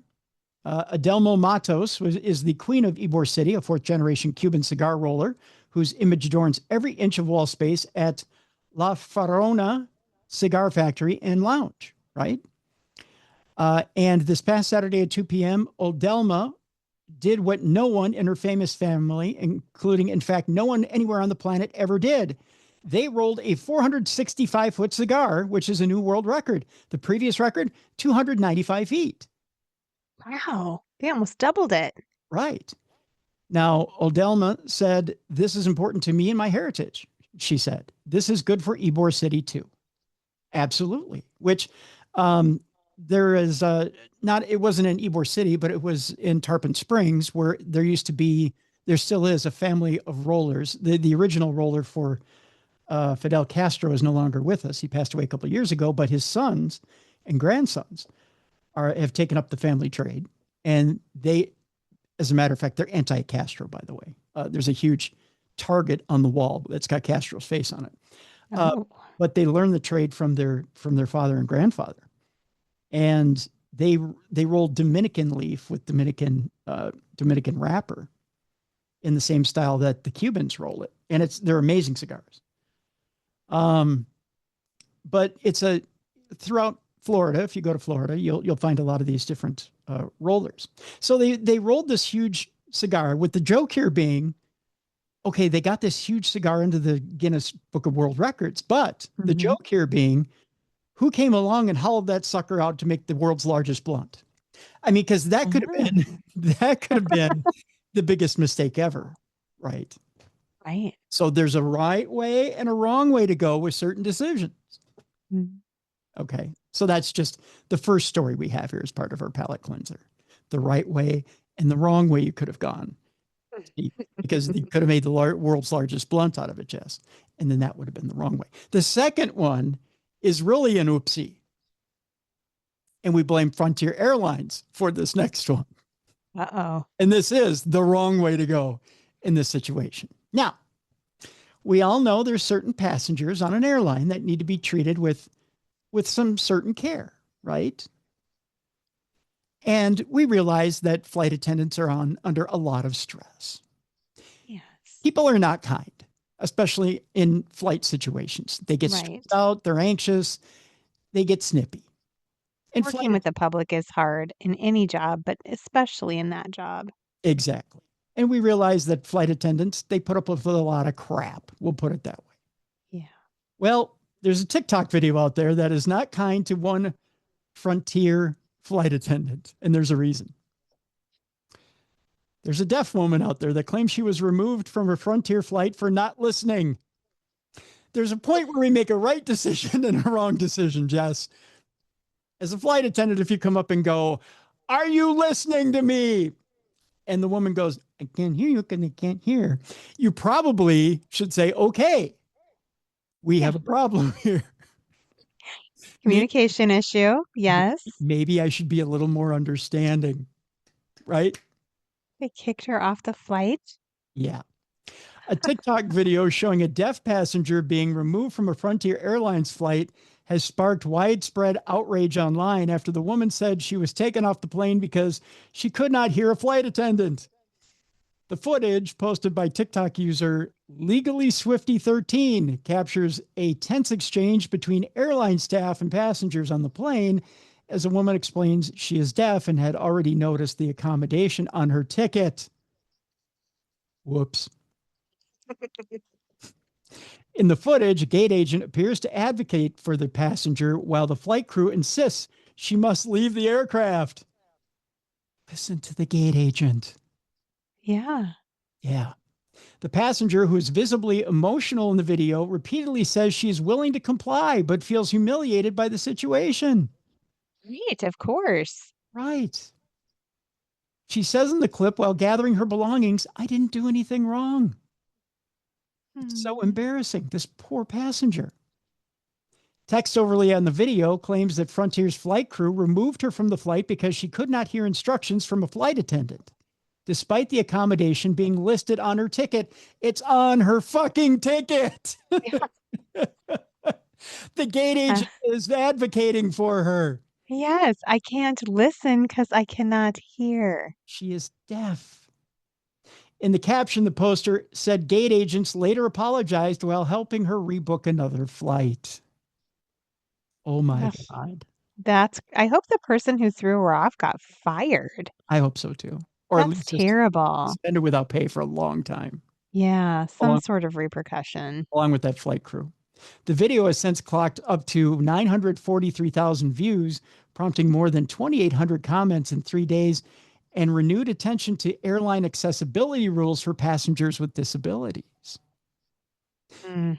Now, the one thing we all have to keep in mind, I'll read a little bit more here, and then I'll have you keep something in mind as you're traveling real quick.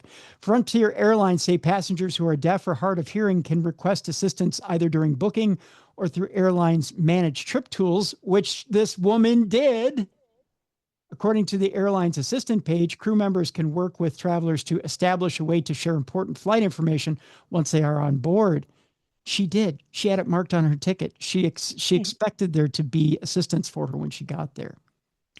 The law says that it also outlines protections for airline passengers with disabilities. Under the Air Carrier Access Act, airlines are prohibited from discriminating against travelers because of a disability and must ensure that communication about flights and safety information are accessible. The U.S. Department of Transportation's Air Traveler Disabilities Act states that airline staff who interact with passengers must... trying to get to the part of this here, must recognize and accommodate the needs of people with disabilities. But there's more to that. But essentially, here's what it is. If you see somebody who looks like they're in need, who's clearly disabled, and looks like they're having a problem with staff, don't be afraid to speak up and say something. And especially if you're sitting near that person or helping that person, and just say, "Miss, I'm sorry, but this person's disabled, and here's what's going on." Don't be afraid to speak up, because if you're in the right and they're in the right and they're wrong, even if you get kicked off the flight, you'll be accommodated and you'll be helped onto another flight as well. They can't discriminate against you because you're helping someone who's got a disability. That's just all there is to it. Right. An airline can't discriminate against someone who has a disability. Right. I mean, that's a PR nightmare for Frontier. That's so bad. Yeah. Yeah. And that's one of those decisions. Do I make the right decision? Do I make the wrong decision? And honestly, it's just having a little bit of patience and grace. So nice. That's so mean. Yeah. And that's one of those things when you're traveling, you absolutely just have to have a little bit of patience or grace. So that's it. That's it. And that's that. So that's our palate cleanser for today. Are you going to make the right decision or the wrong decision today? Just figure that out as you go about your day. Make good decisions, everyone. Yeah, make good decisions. Jess, what do you have going on in your world? Oh, not a whole lot. Just writing some books and hanging out with my family for a little bit here. There you go. There you go. On our program, tomorrow, Supernatural News. And then Thursday, a very interesting program. I'll give you this tease. This is such an important program that I want you guys to tune in Thursday. A former science advisor for ABC News has let AI guide him to God. What? Yeah. Figure that one out. Wow. Chew on that until Thursday. It's all in a brand new movie, which we'll be talking about on Thursday. That sounds very interesting. Yeah. I think you guys are going to be blown away by it. It's a very interesting topic. So my biggest nightmare and greatest fear and it's all a very interesting topic. We're going to talk all about it on Thursday. So that's what's coming up this week on Darkness Radio. So that'll do it for today. A couple of reminders. You can get your True Crime Tuesday swag and your Darkness Radio swag at darknessradioshow.com in the shop section. Go do that. Support the show, please. I promised you last week we would try to have the app up and going. Our app developer had some family issues, so it's probably going to be another week or two before we have the app up and updated. So please have some patience and grace with that. That's about it from here. So, Supernatural News, AI leading us to God. That coming up on Thursday. I want to remind you folks, go get Emily Carpenter's book, A Spell for Saints and Sinners. So we have a link in the description of this program. For Jessica Freeberg, I'm Tim Dennis. Thank you so much for listening and watching the best in true crime podcasting. This has been True Crime Tuesday. For more audio and video archives of True Crime Tuesday, intriguing content, fun events, and cool swag, check out darknessradioshow.com. The executive producer of True Crime Tuesday is Troy Palmer. If you enjoyed today's program, please make sure you like and subscribe. This videocast is copyrighted for the private use of our audience. Any other use of this videocast, including audio, video, descriptions, or accounts of today's show, is prohibited without the consent of Darkness Radio Management. Thank you for watching. And be sure to join us tomorrow for Supernatural News with Travis Thorpe.